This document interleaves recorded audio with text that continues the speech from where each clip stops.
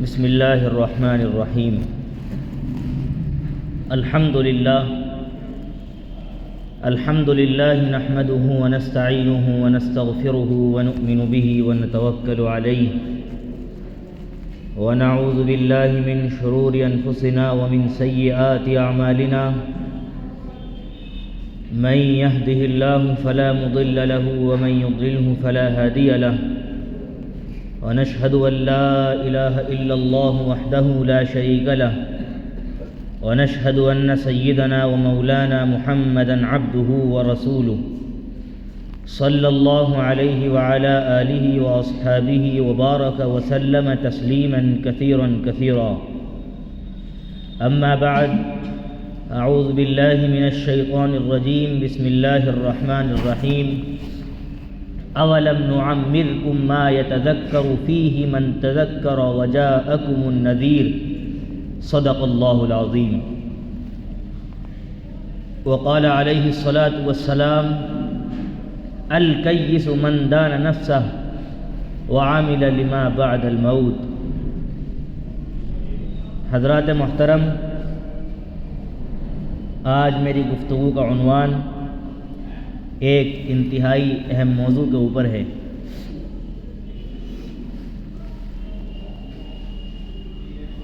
2023 کا بالکل اخیر ہے اور 24 شروع ہوا چاہتا ہے. ہر بیان کا مقصد یہ نہیں ہوتا کہ سامنے والے میں وہ برائی موجود ہو تو اسی پر بیان کیا جائے. مثال کے طور پر میں یہاں شراب کی حرمت کا ذکر کروں اور اس کے نقصانات بتاؤں اور اس پر بیان کروں کہ شراب معاشرے میں کس قدر نشہ عام ہے، ہمیں اس سے بچنا چاہیے. اس کا مطلب یہ نہیں ہے کہ آپ سب شرابی ہیں، یا بلکہ اس کا مقصد یہ ہوتا ہے کہ کوئی ایک بھی نہ صحیح، کوئی بھی اگر اس سلسلے میں وابستہ ہے اور اس برائی کے اندر ملوث ہے تو وہ اس سے ہٹ جائے، تاکہ آپ اس پیغام کو عام کریں. ضروری نہیں ہے کہ مخاطب ہی اس کو کام کو کرے. مثال کے طور پر بہت ساری چیزیں قرآن کریم میں مخاطب کر کے کہی گئی. نبی علیہ الصلاۃ والسلام کو ایسا نہیں تھا کہ نبی اس کے مخاطب تھے کہ نبی ایسا کرتے تھے، بلکہ امت کو پیغام پہنچانے کے لیے اللہ نے ان سے کہا ہے. جیسے کہا فَإِذَا فَرَغْتَ فَانْصَبْ، جب آپ دن میں تبلیغ کر لیں تو رات کو اللہ کے سامنے مصلی پر کھڑے ہو جائیں اور ان کے لیے دعا کریں. تو نبی ایسا کرتے تھے، لیکن امت کو پیغام پہنچانے کے لیے باقاعدہ طور پہ ایسا کہا گیا. آج میری گفتگو کا جو عنوان ہے وہ نئے سال کے متعلق ہے. میں یہ نہیں کہتا اور آپ پر یہ الزام نہیں لگاتا کہ آپ سب اس طرح کا کام کرتے ہوں گے، لیکن ہاں ایک بات ضرور ہے کہ ہمارے معاشرے میں خاص طور سے نوجوان حضرات ان چیزوں میں ملوث نظر آتے ہیں. ضروری نہیں ہے کہ نائٹ کلبوں میں جا کر ڈانس کیا جائے، بلکہ اپنے اسٹیٹس پر ہیپی نیو ایئر لکھنا اور نئے سال کی مبارکباد دینا یہ بھی اسلام کی تعلیمات کے خلاف ہے. چونکہ ہم مسلمان ہیں اس لیے مولویوں کی یہ باتیں ایسی نظر آتی ہے، عجیب و غریب دماغ میں چبھتی ہیں کہ ان موضوع پر بات کرنے کی کیا ضرورت ہے.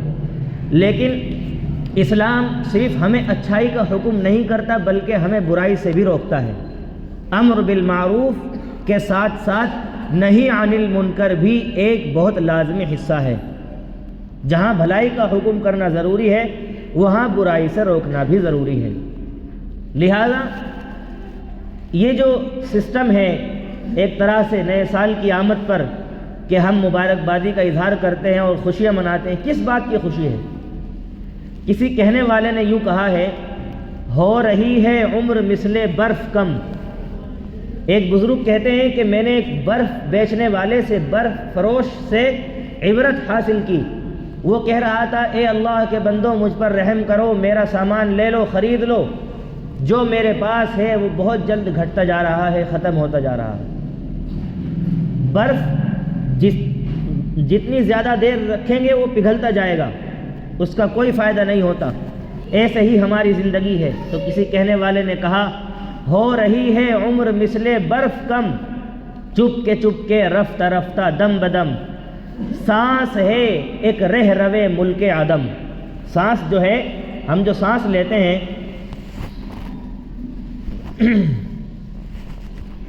سانس یہ ایک مسافر ہے ملک عدم۔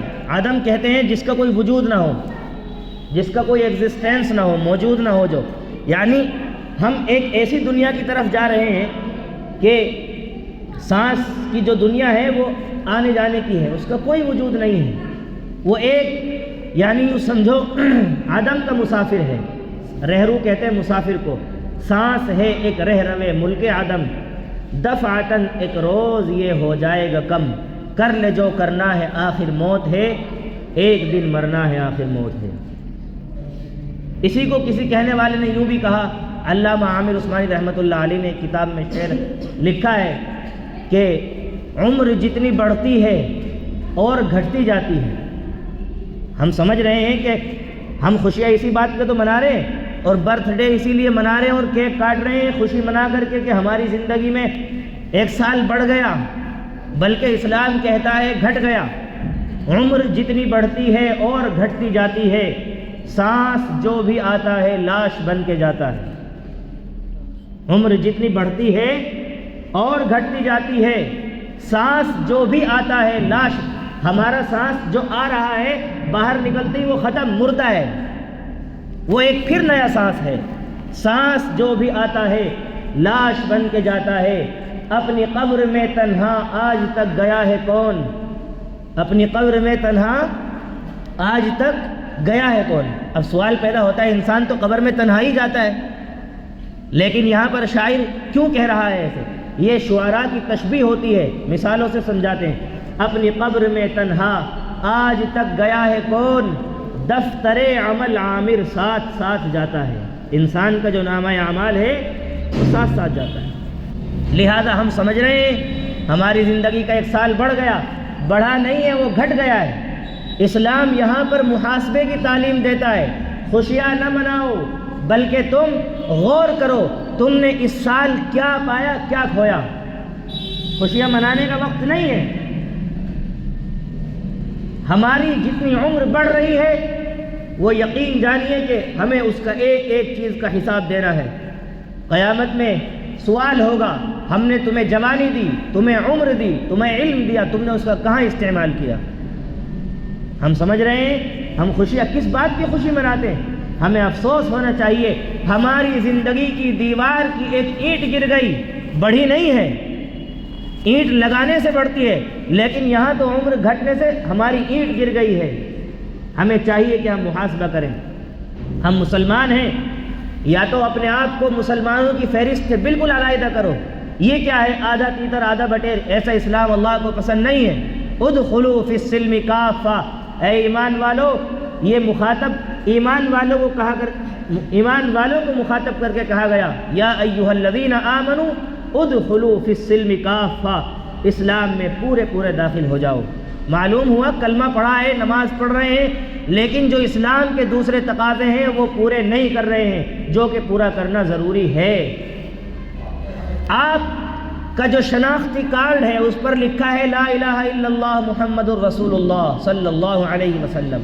آپ کا جو آئیڈینٹی کارڈ ہے اس پر اسلام لکھا ہے، اس لیے آپ بندھے ہوئے ہیں، آپ ایک بندھن میں ہیں۔ آپ اپنی مرضی سے نہ کچھ کر سکتے، نہ کسی چیز سے رک سکتے۔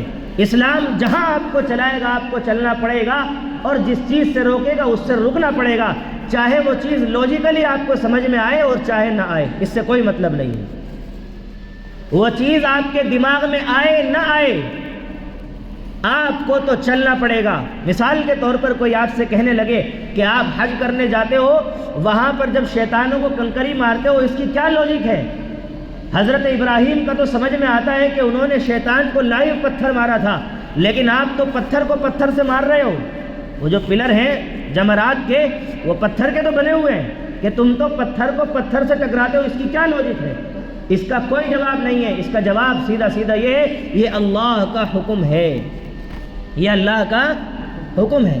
تم سے کوئی کہنے لگے ظہر میں 4 فرض پڑھتے ہو، 6 کیوں نہیں پڑھتے، یا 3 کیوں نہیں پڑھتے؟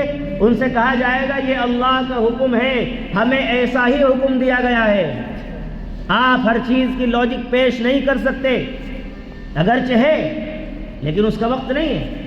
یہ جواب دیا جائے گا۔ اب کوئی آپ سے کہے بھئی خوشی تو منا رہے ہیں، کیا ہوتا ہے؟ آج کل جب اس طرح کی بات کہتے ہیں جی بچوں کی خوشی ہے، بچوں کی خوشی ہے، جس اولاد کے لیے آپ یہ کام کر رہے ہو اور بچوں کی خوشی کہہ کر چھوڑ دیتے ہو، یہی اولاد تمہارا گریبان پکڑے گی قیامت میں، یہ میرا باپ ہے، اس نے میری صحیح تربیت نہیں کی ہے۔ جو باپ آج اپنی اولاد کے لیے حرام سے گریز نہیں کرتا اور جس طرح کا مال آتا ہے اس کو ہضم کر لیتا ہے، کس کے لیے؟ میری اولاد کے کام آ جائے، وہ اولاد پکڑے گی قیامت میں گریبان اور کہے گی یہ میرا باپ ہے، اس نے حرام کھلایا ہے۔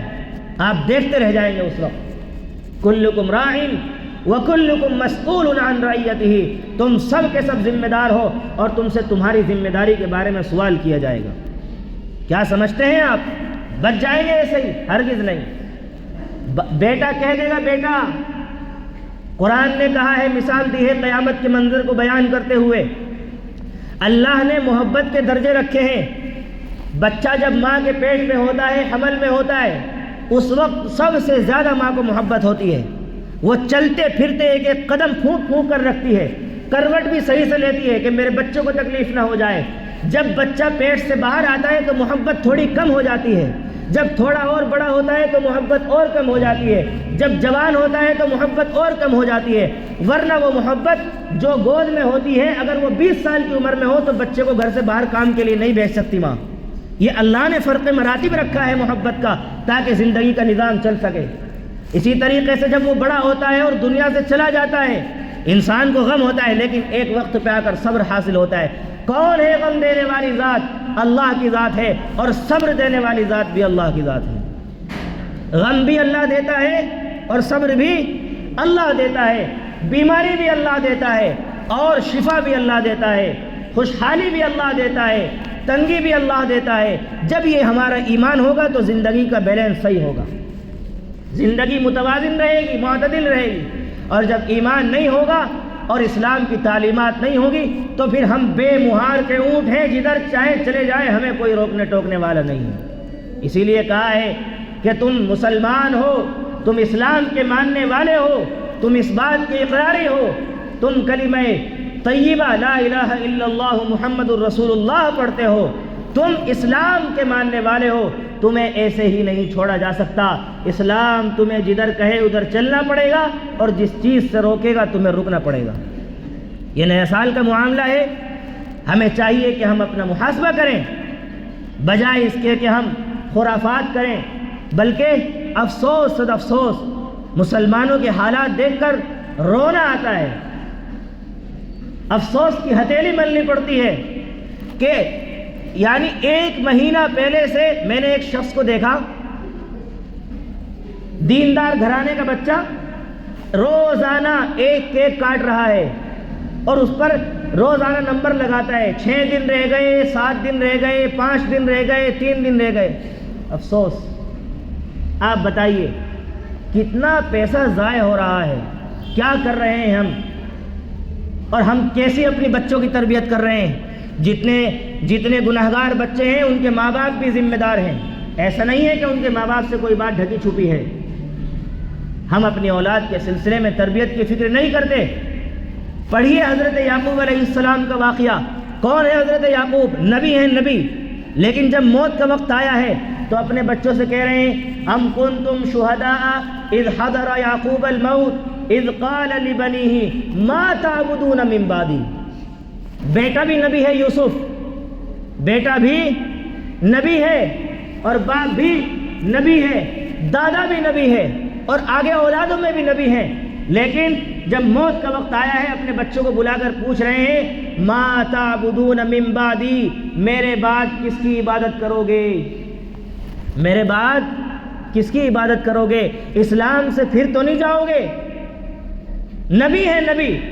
آج ہم تو اپنی فکر نہیں کرتے، پکا بالکل اسٹیمپ والا مسلمان سمجھتے ہیں اپنے آپ کو، کوئی ضرورت ہی نہیں ہے ہمیں کسی چینجنگ کی، ہم تو بالکل مہر لگے ہوئے ہیں، جنت ہمارے بالکل لکھی ہوئی ہے، کچھ کرنے کی ضرورت نہیں ہے۔ ہم تو اسلام والا اپنے آپ کو مسلمان سمجھ رہے ہیں، جبکہ وہ نبی ہیں جن کا باپ بھی نبی ہے اور بیٹا بھی نبی ہے، لیکن پوچھ رہے ہیں ما تعبدون من بعدی، میرے بعد کس کی عبادت کرو گے؟ کیسی فکر ہے اپنی اولاد کی؟ آج یہاں باپ اپنے بیٹوں کو ٹائم دینے کے لیے تیار نہیں ہے، دنیا کے مشورے کروا لو ساری چیز، دین کے سلسلے میں کوئی فکر نہیں کہ ان کو لے کر بیٹھے، ان کی کاؤنسلنگ کرے، تربیت کرے، انہیں سمجھائے بجھائے کہ دیکھو ہم دنیا میں صرف کھانے کمانے کے لیے نہیں آئے ہیں، ہمارا ایک اور مقصد ہے اور وہ ہے اللہ کی عبادت کرنا اور رسول اللہ کے طریقے پر چلنا۔ میرے بزرگوں، میرے نوجوانوں، میری درخواست ہے آپ سے، اپنے آپ کو تھوڑا سا ٹٹولیں، تھوڑا سا محاسبہ کریں۔ قرآن کہتا ہے انسان جب چلا جائے گا آخرت میں اللہ حساب لے گا تو انسان کہے گا اے اللہ ایک دفعہ اور بھیج دے دنیا میں، ایک دفعہ دنیا میں بھیج دے، اب کے سارے کام ٹھیک کر کے آئیں گے۔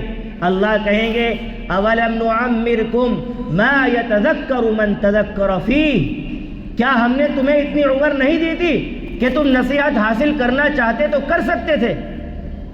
اور صرف تمہیں عمر نہیں دی کہ تمہیں پیدا کر کے ہم نے چھوڑ دیا، بلکہ تمہاری گائیڈنس کے لیے، روحانی ضرورت کے لیے ہم نے تمہارے درمیان ڈرانے والے ہی بھیجے ہیں۔ وجاءکم النذیر، ہم نے رسولوں کو بھیجا، ایک کو نہیں بھیجا، 1.25 لاکھ کم و بیش انبیاء کرام تشریف لائے ہیں۔ کس کے لیے؟ ہمیں بتانے کے لیے کہ ہمیں کس ٹریک پر چلنا ہے اور کس پر نہیں چلنا ہے۔ اولم نعمرکم ما یتذکر فیہ، کیا ہم نے تمہیں اتنی عمر نہیں دی تھی کہ تم نصیحت حاصل کرنا چاہتے تو کر سکتے تھے، لیکن تم نے نہیں کی، اور صرف عمر نہیں دی کہ تمہیں پیدا کر کے چھوڑ دیا ہو، بلکہ تمہیں ہاتھ پکڑ کر چلنا سکھایا۔ وجاءکم النذیر، تمہارے درمیان ہم نے خوشخبری دینے والا ہی بھیجا ہے اور ڈرانے والا بھی بھیجا ہے۔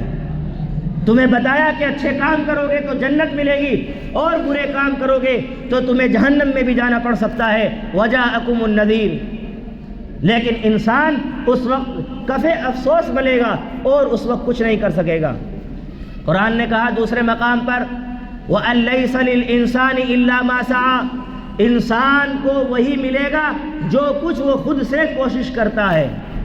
انسان مجبور نہیں ہے، اللہ نے سوچنے سمجھنے کے لیے عقل دی ہے، اللہ نے کوئی چیز بے مقصد پیدا نہیں کی۔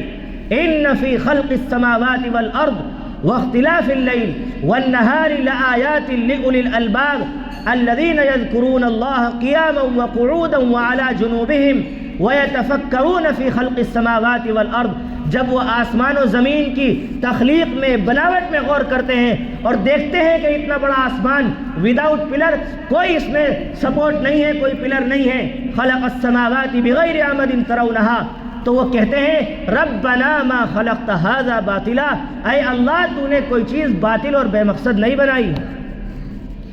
آج ہمیں اگر 100 گز کا مکان بنانا ہے تو پلر دینے پڑتے ہیں، اللہ نے اتنا بڑا آسمان بنایا، خلق السماوات بغیر عمد ترونها، کوئی سپورٹ نہیں، کوئی پلر نہیں،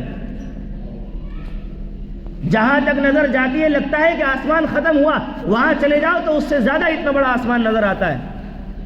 خلق السماوات بغیر عمد، یہ اللہ کی قدرت کی نشانیاں ہیں۔ ربنا ما خلقت هذا باطلا سبحانك فقنا عذاب النار، ہمیں اپنے محاسبے کی ضرورت ہے۔ اللہ کہتے ہیں وَأَن لَيْسَ لِلْإِنسَانِ إِلَّا مَا سَعَى، انسان کو وہی کچھ ملے گا جو وہ کوشش کر کے کرے گا۔ وَأَنَّ سَعْيَهُ سَوْفَ يُرَى، جو وہ کوشش کرے گا، اچھی کوشش کرے چاہے بری کوشش کرے، اس کا پورا پورا بدلہ اس کو دیا جائے گا۔